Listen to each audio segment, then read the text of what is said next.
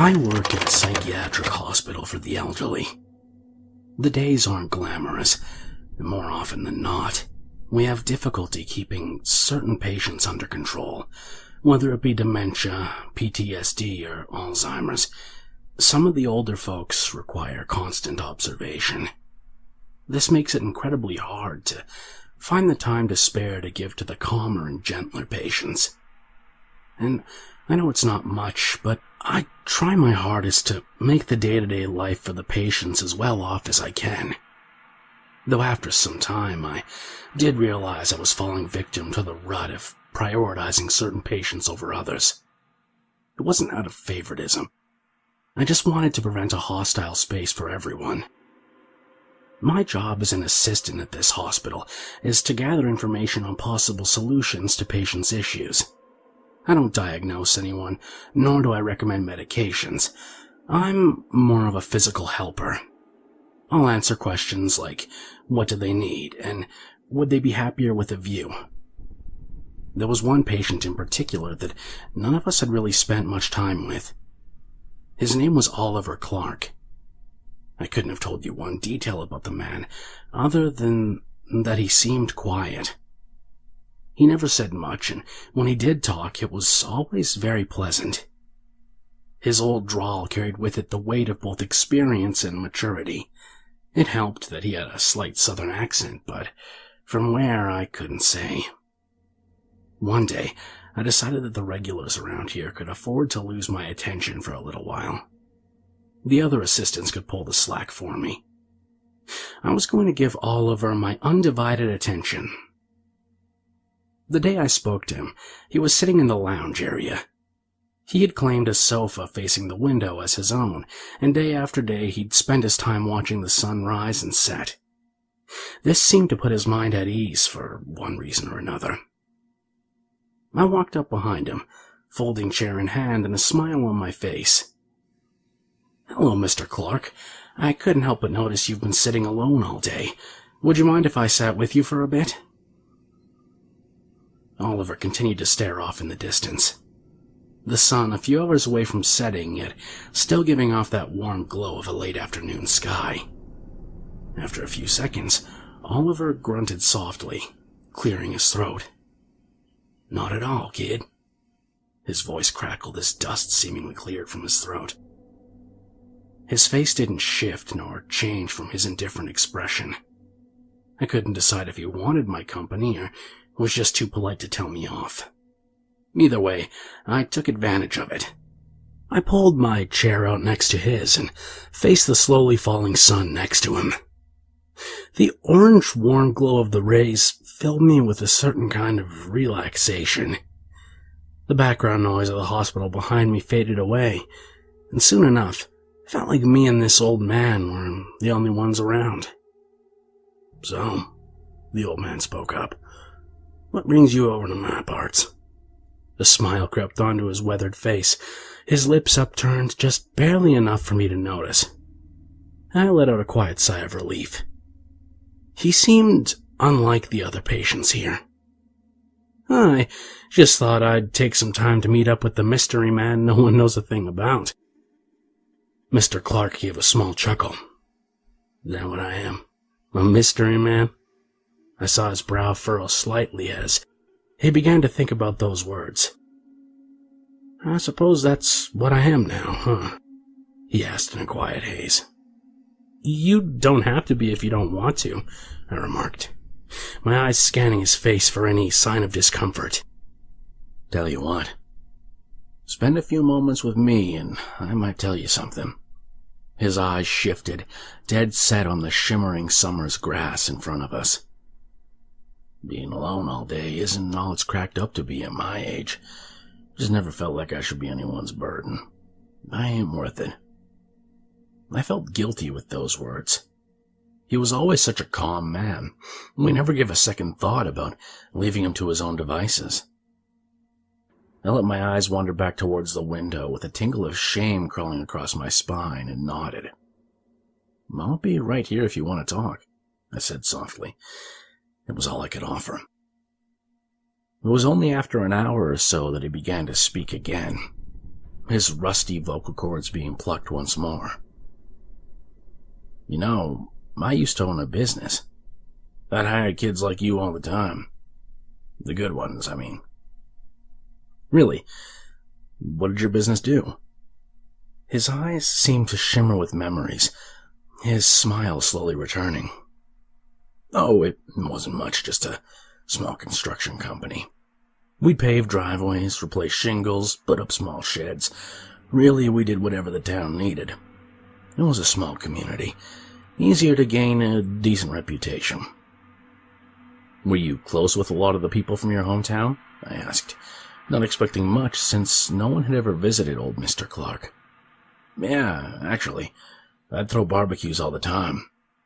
I'd invite just about everyone, and just about everyone would show up. My wife and kids used to..." He paused. A grimace of pain flashed across his face.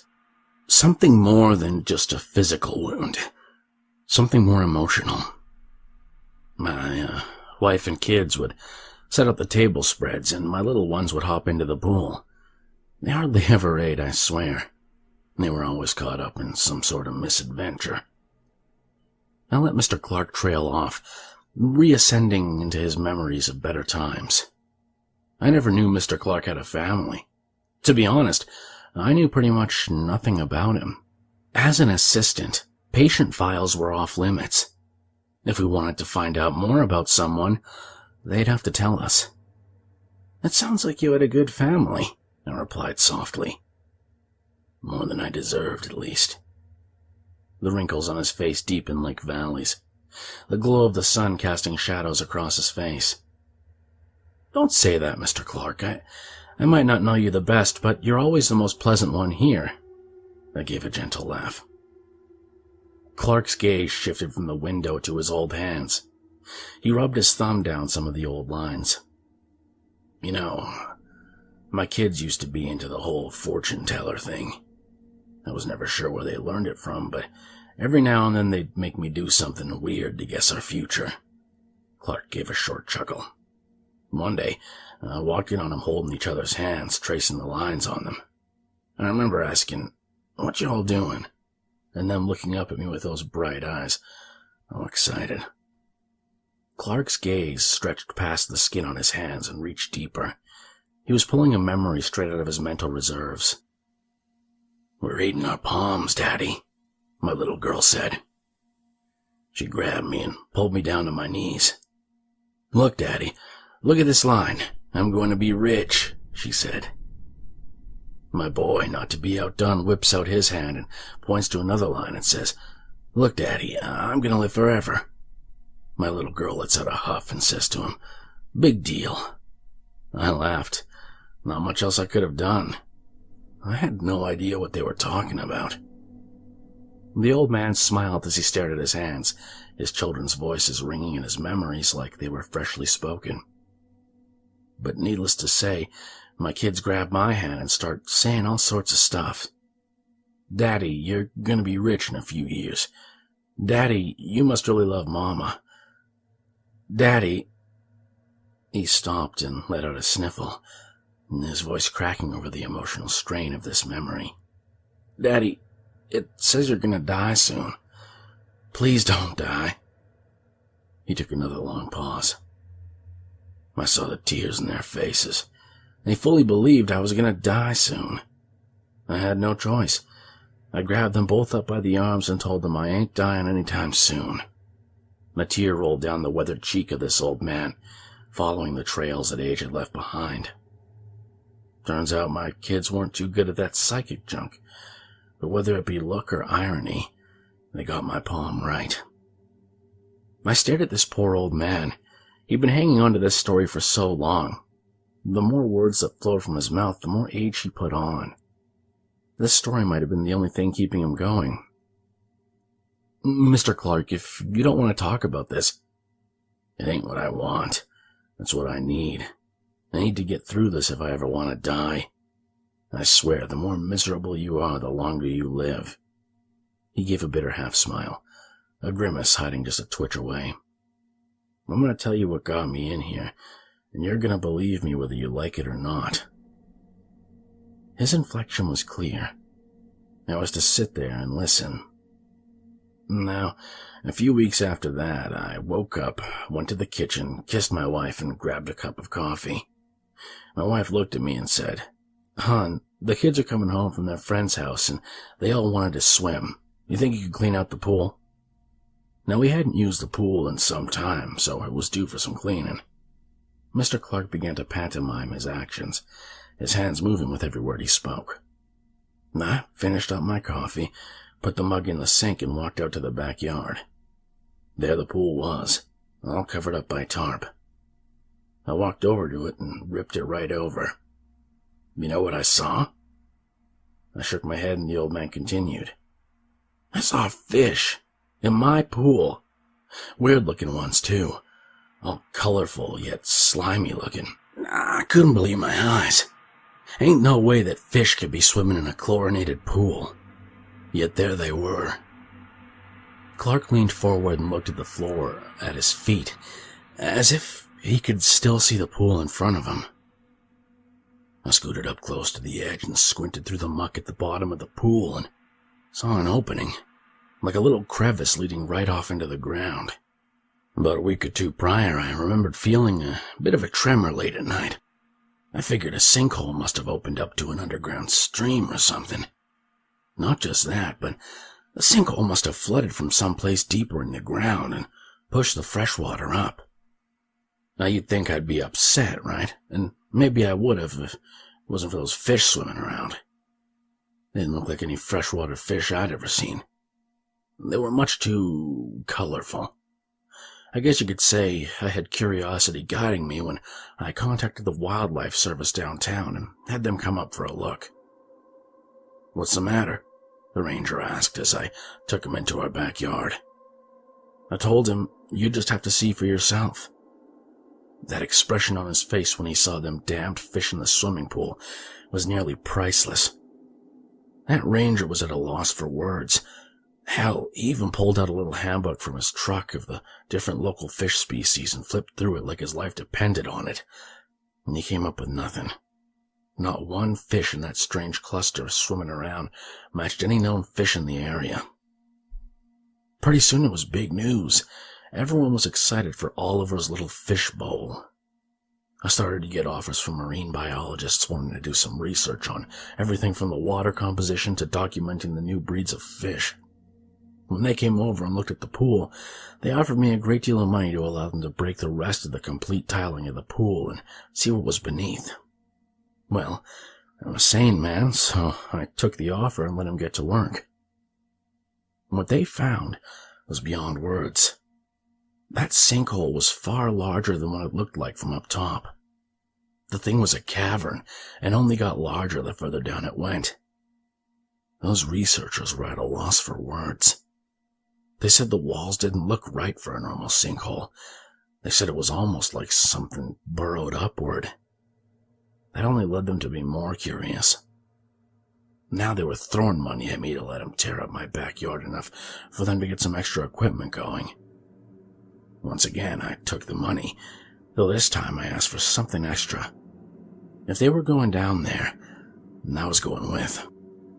After some weeks passed, my backyard began to look like an excavation site. Hell, there were people in scuba gear diving in and out documenting everything.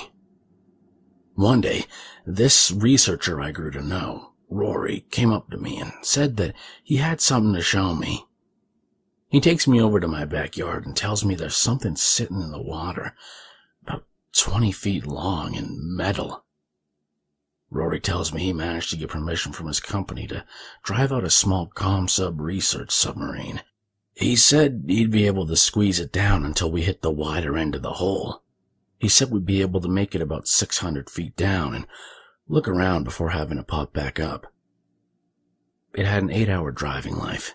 The kicker was it was a 2-man sub, and per our agreement, the only person he could legally take with him was me.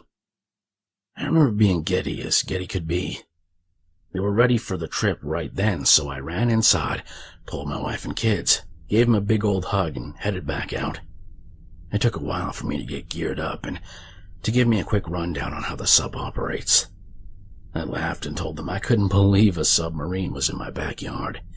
Even when I stepped inside it hardly felt real. There was my house, still in view from the sub's windows, and there I was, sitting next to a researcher in a goddamn submarine. At first, things went as expected. We slowly descended into the pit. Up here, they already extensively surveyed what they could have. The fish were all cataloged and examined, and so was the soil and water. Though I'll admit, seeing things through the windows of a two-man submarine added a new depth to everything, and it felt more like a dream. As we crept deeper into the darkness, we began to see more schools of those jelly-coated fish. There were dozens of brightly colored fish, all colored in the oddest way. It was almost like a thick layer of clear mucus was over them, as if they were decomposing or dead in the water yet still gliding around. They were surreal. The researchers, to my knowledge, never did figure out how they had such a vivid color from such a sunless area like that pit. Now the walls of the caverns matched the oddness of the fish. The rocks and dirt didn't seem freshly disturbed, and it almost seemed like they were made from years upon years of digging. I could swear that we could see long scratches going down the walls, like a million feverish hands tearing towards some sort of exit. The deeper we got, the more of those claw marks we saw. "Something's wrong," I remember Rory saying. He wasn't worried, just confused. I asked him, "What's going on?" And he told me, "The pressure isn't right. It's hardly registering any higher than the surface." I didn't have an answer for him, so I stayed quiet, just staring out the windows at the ever-expanding caverns around us. Pretty soon, we began to see fish we've never seen before. They made their homes in, as best as I can say, coralized stalactites. These little guys were hiding in holes in both the stalactites and cave walls. Some larger, some smaller, but all of them stayed far away from us. Rory was awestruck. I looked over at him with a big old smile on my face and saw that look of pure childish joy captured on his face. We spent a good couple of hours driving the ship to the sides of the walls and peering inside the holes at whatever kind of strange vegetation or fish was hiding away. Rory told me that whatever had made those holes in the walls wasn't just a natural occurrence, that it had to have been some sort of large burrowing fish or crustacean never before catalogued. We tried to peer further into these holes, but a thick white moss seemed to be all over the place down here, long as weeds, and there were these strange lily pad-like fish hovering all over them. They were like some sort of flat jellyfish with only a single tendril stretching downwards, some several feet long, while others only inches. It was a magical sight, them floating around like strange underwater balloons. It was when we started getting past this section of the pit that we started hearing something. It was like a low rumble, 2 quick pulses, then silence. It was quiet at first. Rory was the first to notice it, and he pointed it out to me. He said we still had a bit of depth and that we could descend safely. He said you wanted to check it out. I didn't know at the time, but he was already pushing his small sub more than it was meant to be pushed, so being uneducated with how it all worked, I nodded at him. I wish I got a good look at his eyes before I agreed to descend one more goddamn foot with him. Rory began a second climb downwards. I watched the holes in the caverns as we passed. The further down we traveled, the less life we saw in them, but the louder the thumping got. I started to feel uneasy. I felt like my head was tilting ever so slightly. It was a bad case of vertigo. I turned to Rory to tell him to stop, but he paid me no mind. His face was pressed against the glass, and his mouth was slacked open. He didn't look too well. I started yelling at him, "Rory! Rory, stop!" But I couldn't get through. I reached over to his steering rod and tried pulling it up. Rory slammed it back down with such a force that it frightened me. He turned his gaze to me, and I can't say what I saw in his eyes, but if you would have told me the devil was looking at me, I wouldn't have doubted you for a second. He wasn't the same man I traveled down with. His eyes shone like the sun off of a lake and vibrated with each now thunderous thud of whatever lay below us in the depths. At some point, that childish expression gave way to something visceral, and I never noticed. At first I jolted back, but then felt myself get angry. I'm not an angry man. Hell, at that time in my life I used to pray for God to give me some backbone to deal with some of the idiots around town, but something came out of me down there. Like Rory went crazy, I too lost a bit of my mind. I balled up my fist and punched the devil right out of Rory. He hit his head on a metal bar and slouched right down in his seat. It was at that moment I knew I was fucked. I was fucked and I was angry. Not a good combination. I ended up grabbing the wheel Rory was slumped over and yanked it up. I heard a thud against the ceiling. I thought it was a fish, so I pulled up again. Another thud, but this time was followed by the grinding of the metal of the roof, like a dozen nails scratching a chalkboard. I tried rotating us around, and that's when I caught sight of them. Above us and around us there were people, naked, floating, hair softly gliding with the current. Their skin was pale and blue and their eyes were so cold. They looked at me sitting in my chair with these expressionless gazes like wooden puppets. They weren't moving though. Not yet. Not until I got up the courage to try once more to ascend. As soon as I did, their dead faces contorted into a rage I can't even begin to describe. Maybe even the rage I just mentioned earlier. I looked around me and there were more of them clambering out of the holes in the walls around us. A seemingly infinite number of clammy bodies tore themselves from those holes and began descending, piling upon our little metal sanctuary and pulling us downwards. Another low rumble came from the depths as I felt the earth around us begin to shake. Something large was twisted and turning below us. Piles of dirt and rocks began to fall from the walls. A woman who was dangling from the small wing of our sub, a rock spiraled into her head. Her expression didn't change as the large stone indented half her skull like a ball of wet paper. I remember thinking, this is it. This is how I die. A chortle from some unknown beast spouted off from below as a large gust of streaming bubbles blew upwards and against our sub, propelling us slightly upwards enough to be loose from the lifeless hands of the living dead surrounding us. A final time I pressed the wheel upward and sped off, hitting the sides of the walls and caverns as I went. I wasn't adjusted to the steering, I just knew up was good. From there we kept rising, quickly, the cavern crumbling around us. Large, uneven portions of the walls came toppling down, nearly ripping the metal from our ship. I don't know how we managed to get to the surface, but we did. As soon as our sub reached the surface, I opened the hatch to call out for help, only to see water spouts erupting from the ground around us as the pressure from the deep made its way upward. The research teams had all sprinted off, not one staying to help us. I grabbed Rory and was half out of the submarine before I felt a tug from under us.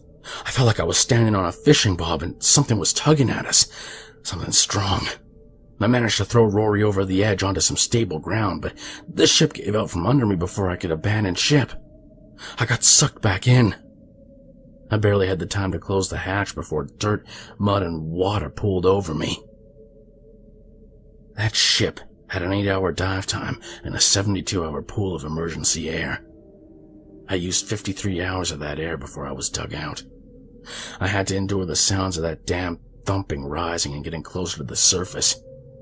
The waves were moving the sub through the muck like a wave pool, covering me in more and more earth.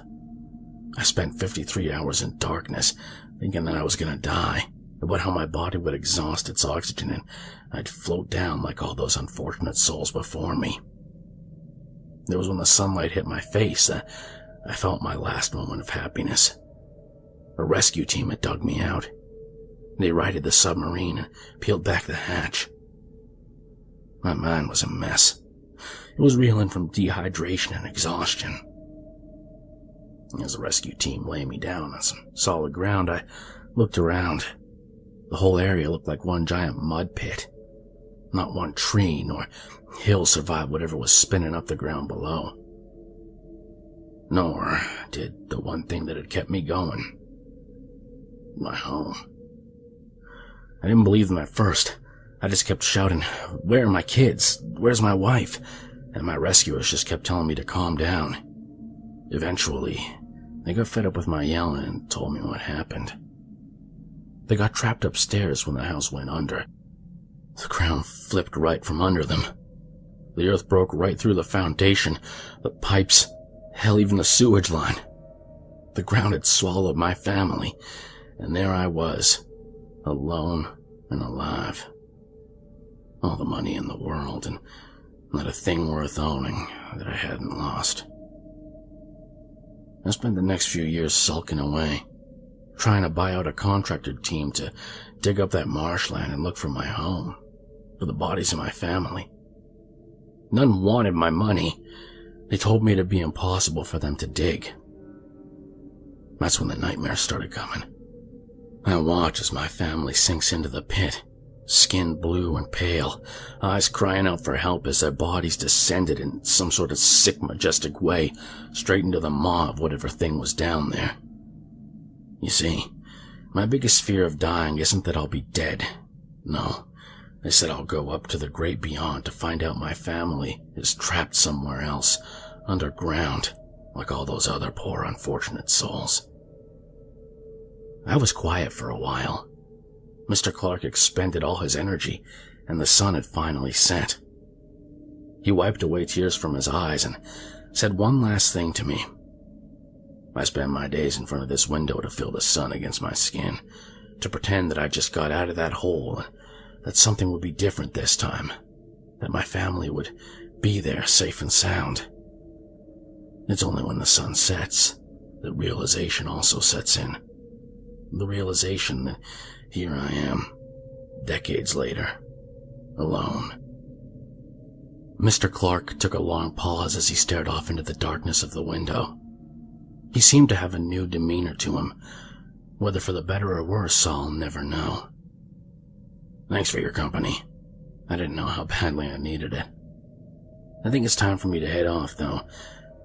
Good night, kid.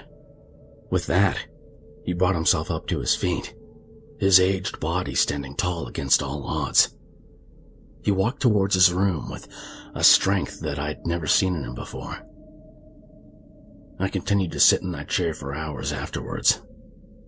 It was only at the end of my shift did someone disturb me from my stupor.